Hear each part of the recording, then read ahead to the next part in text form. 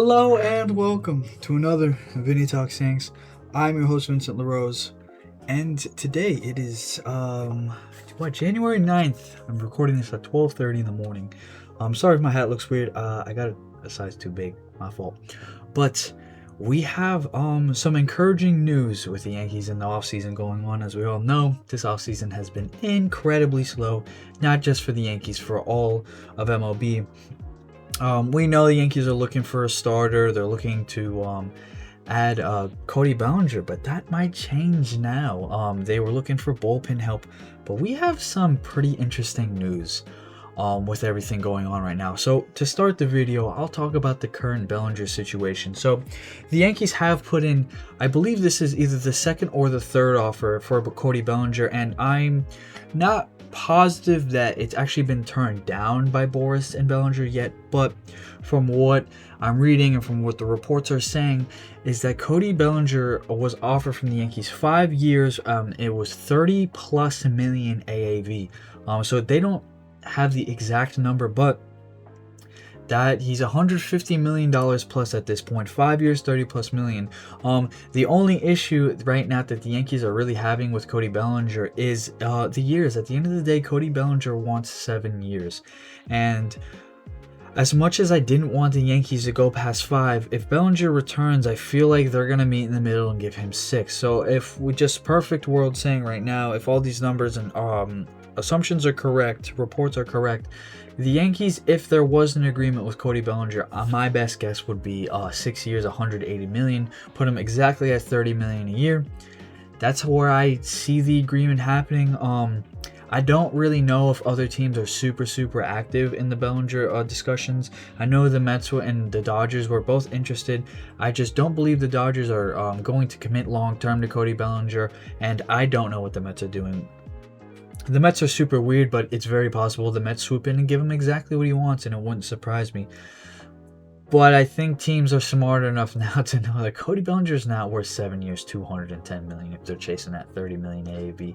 It's not going to happen.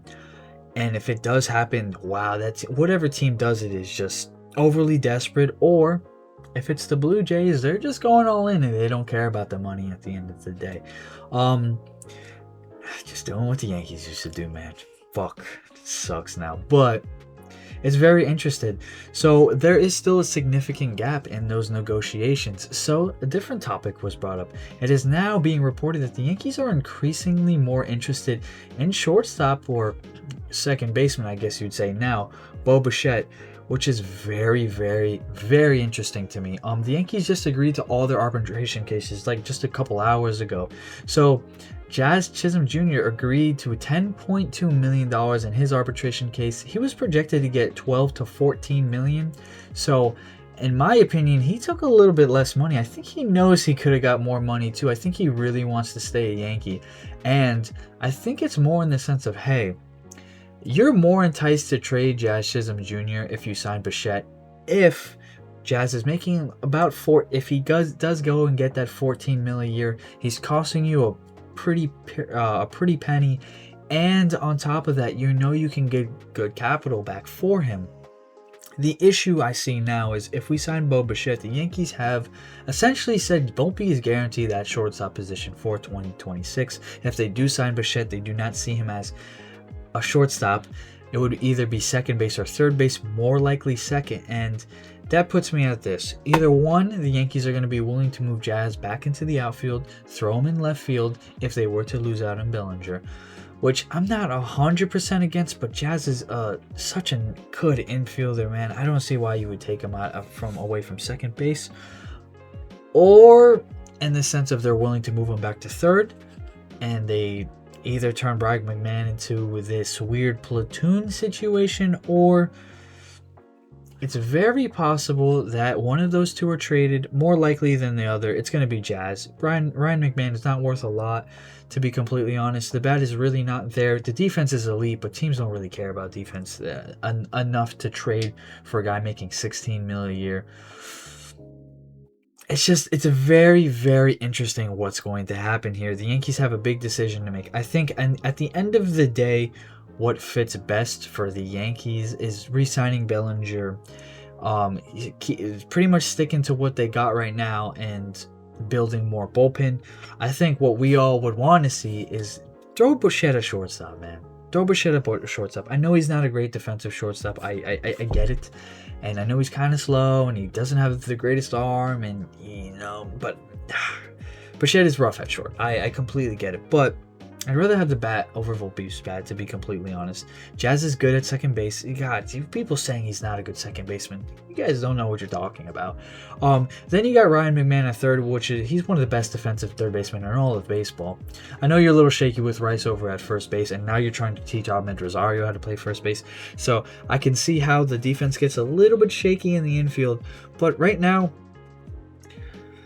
what killed us was the defense in 24, and then what killed us was the no contact bat in 25. And I think as of right now, I would value the contact bat over the defense. And I understand Volpe is a Gold Glove shortstop. He's shown it, and he is a good shortstop at the end of the day. I know last year was a little bit sticky, I will say, but yeah, he was hurt, and not like a little injury. He had a pretty significant injury. He had a torn labrum in his shoulder. And that will definitely hinder not only just your offense, but your defense as well. So I think the Yankees are mooching that injury a little too much, in the sense of, there's no reason for us to move off Volpe yet.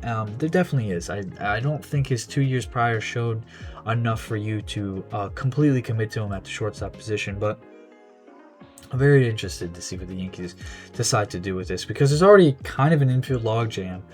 It just kind of works out to start the season because Volpe will start on the IL.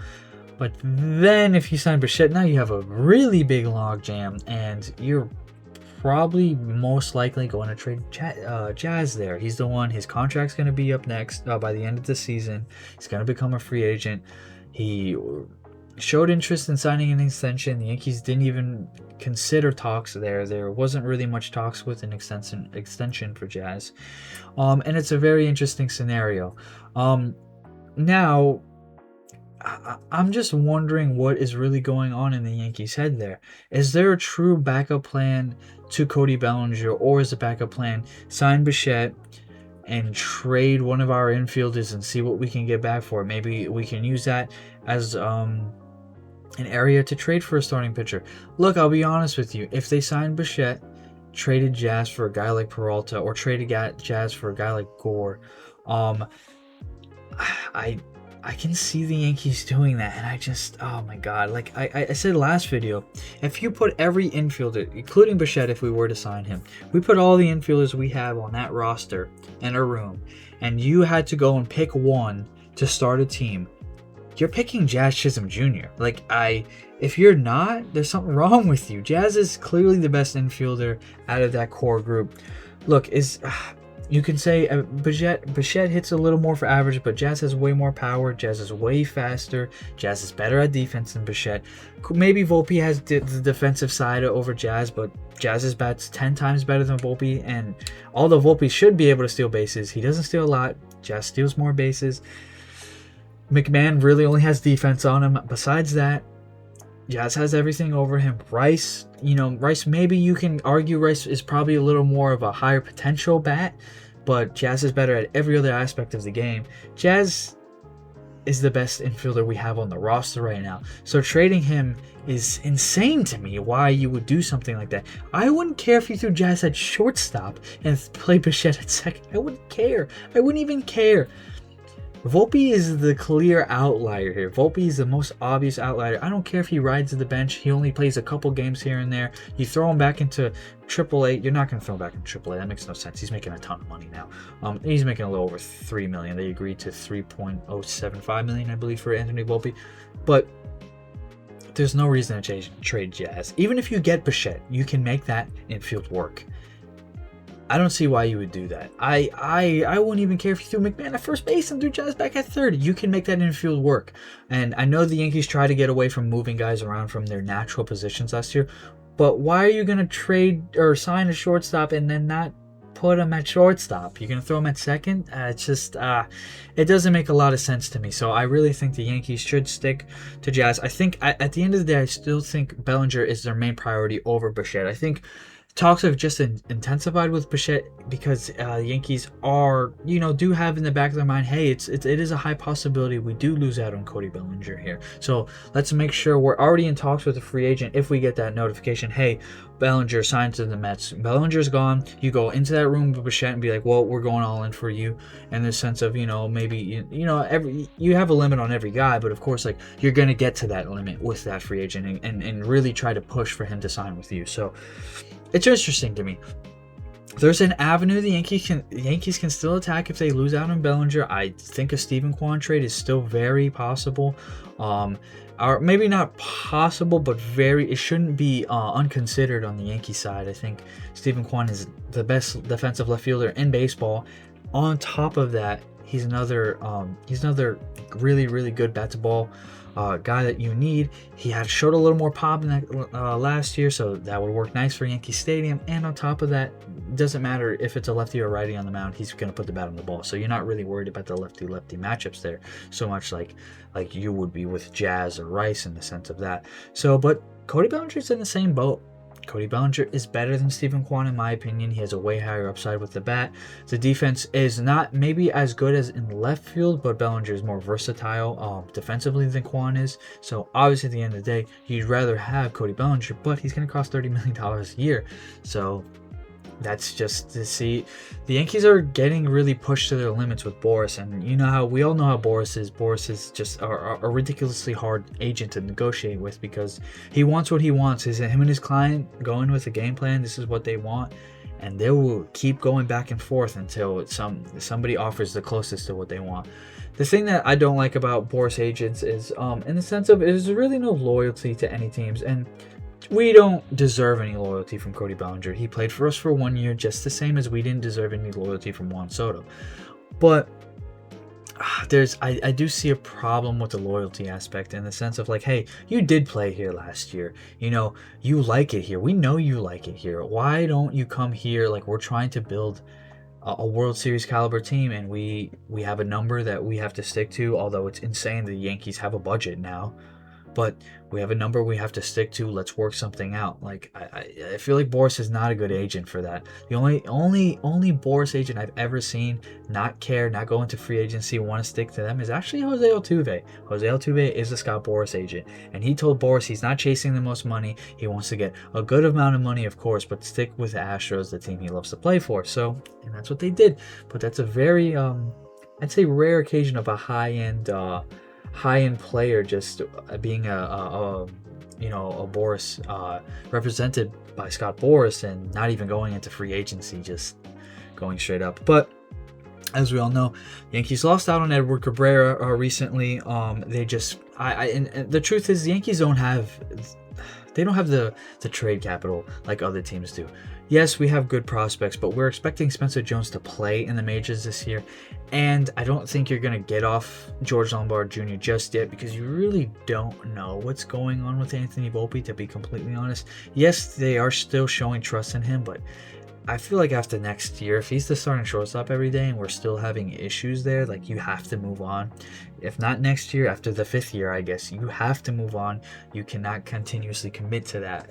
So the Yankees might want to keep George Lombard Jr. in their back pocket just in case he turns into an elite prospect. And he is a guy we can see at playing shortstop for the Yankees down the line.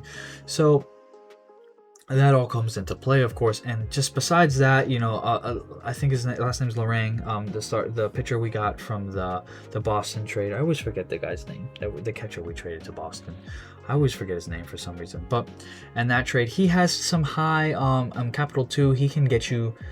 A lot of teams want him. I believe the proposed trade offer was for one of our lower end prospects, Lorang and Jason Dominguez, to get Edward Cabrera, and I can see why the Yankees wouldn't do that. I don't think they've given up on Dominguez yet, and I think they want to see what. This is name Lorang. Like, it's gonna bother me. Let me look real quick. I want to make sure I'm saying this guy's name right, because that would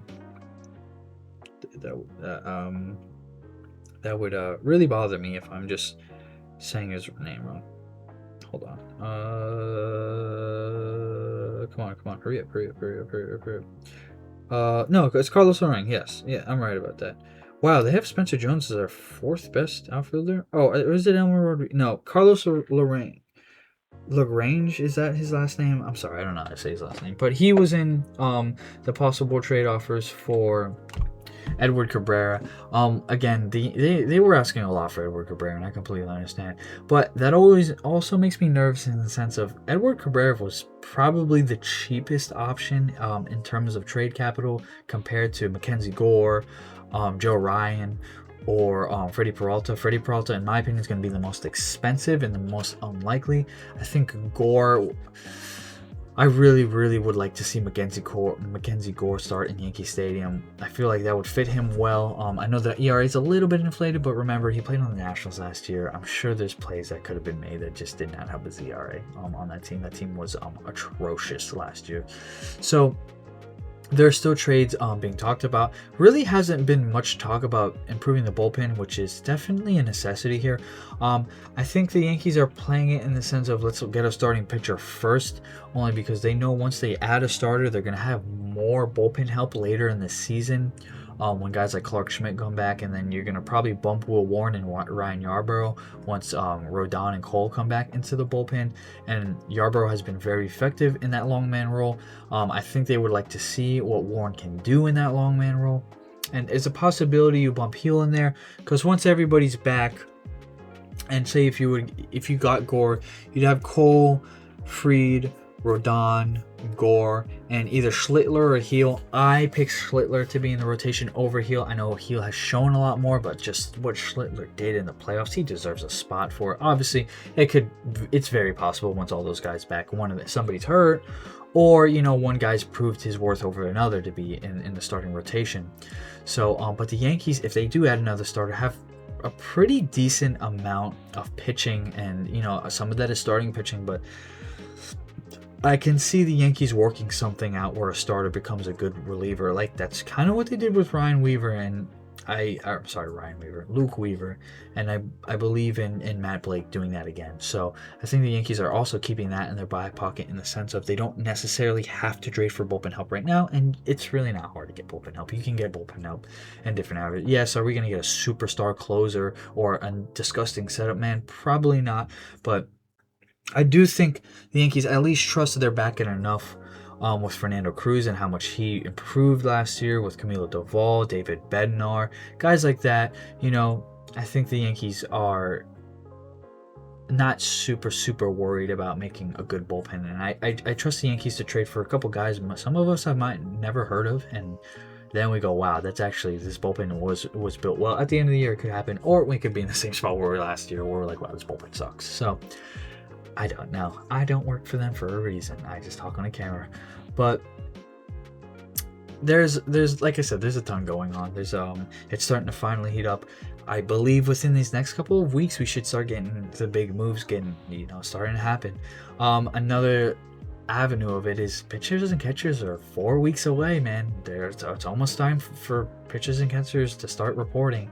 So we're getting that. Maybe, what is it, 4 weeks or is it 5? It might be 5 weeks, but we're getting close. So something like the Yankees got to start making some moves, and like I said, maybe you're throwing that that bullpen aspect into your back pocket for now. You're waiting for a little bit, but the second you get a starter, you're gonna gotta trade for guys out of the bullpen because there's a lot more work to do. The Yankees have a ton more work to do, guys. I do think when it's all said and done, I think this team will be better than it was last year. And I say that in the sense of if we do re-sign Bellinger, I believe after all the arbitration cases, a couple guys got a little less than was projected. I think we're sitting at 275. Let me check. I put Tankies. That's pretty cool. I remember when people used to call them the Tankies all the time. 2026 payroll. I believe we're sitting at more like 275 now. They were sitting about 280 million. I don't know if the site's gonna have arbitration updates though. Let's see. Yes, it does. Oh, damn, that was fast. Oh, McMahon's only making 11.6. I thought he was making 16 million. Oh wow, that's insane. Trent Grisham's making more than Giancarlo Stanton. That's really bad. That's really bad. Let's see. So where are we sitting at right now? Where are the Yankees sitting at? I say we. Yeah. So the Yankees are now sitting at pretty much 277 million. So if you want to put it in the sense of, well, how Steinbrenner said he wants to stay under what we were at last year, which was 319. They have about 3,723. What? Oh my God, I almost said 52. That's 42 million to work with. That's not a lot. Because if Bellinger's sitting at 300, then you probably, 300. Wow. If Bellinger's sitting at 30 million a year, you probably maybe have 10 million to work with. And, of course you could, if you traded Jazz, then you freed up another $10 million. If you traded McMahon, you freed up another $11.6 million. There's definitely avenues where you can get rid of money to add more money, of course. But I just don't see the Yankees going over like 310 this year. They have paid more luxury tax than any other team in baseball by over $100 million. And of course, the two teams behind them, one, the Dodgers, which is more than well worth it for them, and then the Mets, because the Mets are just horrible and are such a poorly run franchise. But besides that, it's going to be interesting to see what they do. It's very possible they could kind of backload Bellinger's contract as well. Maybe keep it down to $25 million this year, so they have an extra $5 million to work with and move around. But besides, I only see one free agent happening for the rest of the offseason, and that's going to be either Bichette or Bellinger. If they lose out on both, I wouldn't be surprised if the Yankees don't go another avenue completely. They might get if they can't land a starting pitcher trade-wise, they might, go for a Lucas Giolito maybe for a couple million a year on a prove-it deal or something like that. But I see that hard to believe as well. I think the Yankees have a plan, although for a while it seemed like they didn't have one. I think now it's becoming, all the pieces are starting to kind of fall together. And I'm feeling a little bit more optimistic than I was before. I was getting to the point where I was freaking out a little bit. Even a couple videos ago, I was freaking out. But I think we're becoming into a better spot, and hopefully we can calm down a little bit. Hopefully some news happens within the next couple of days. I think the Bellinger trade will be done, Bellinger contract will be done within the month. I think the same with Bichette as well. Those guys will be somewhere before the end of January for sure. I think they're just filling it out. I know Tucker's still on the board and guys like Bregman, but the Yankees aren't gonna even acknowledge those two guys. I think Bregman's is going to want too much for what the Yankees are willing to pay for anybody right now. So it's interesting how that'll go. But I will end it there. I'm pretty much caught up. That's pretty much catching up with everything going on. There was a lot to talk about over the past 3 days. That's why I was able to post 2 videos. Of course, if there's more, I will talk more. So we'll see how it goes. Hopefully the Yankees get to work and get some guys so we can sit down a little bit more and talk some more. But as always, if you're on the YouTube side, I appreciate you watching. If you're on the podcast side, I appreciate you listening. As I continue to grow, I will continue to tell you guys, although that the money is just absolutely almost nothing right now, it's still so fun to do. I enjoy doing this so much. So I appreciate everybody for listening or watching the videos on YouTube. So as always, I hope everybody has a wonderful day, night, whatever it is, and just enjoy life, guys. And of course, go Yankees.